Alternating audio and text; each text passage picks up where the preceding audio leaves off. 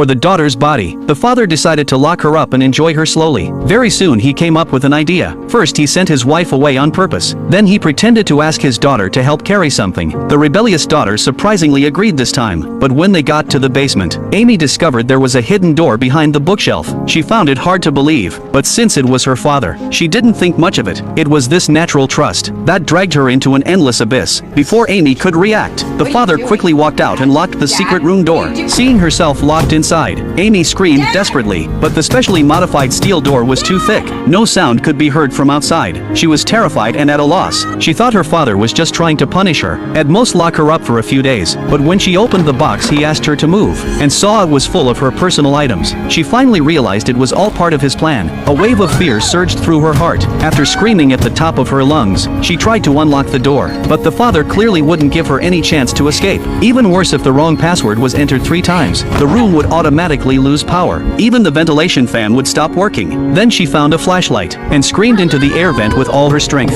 But when the father heard the sound outside the door, he simply covered the vent with a blanket and stacked clutter on top of it, so that no one would ever find out. That night, the whole family sat in the living room, discussing how to find the missing daughter. Only the father sat silently on the couch. Soon it was the second day. Amy was still trying passwords, but nothing worked. She lay hopelessly on the floor, unable to understand why her father did this. On the 4th day she heard sounds outside the door again. She hid behind a pillar, and when the father entered, she shoved him and ran out the door. She thought she could finally break free from the devil, but she didn't expect there was another steel door outside, and it was soundproof too. Even her loudest screams were useless. Just like that, Amy was caught again and dragged back into the room. Then the father began to threaten her. As long as she behaved in there, he would provide a good living condition. Otherwise she would be severely punished. Do you understand?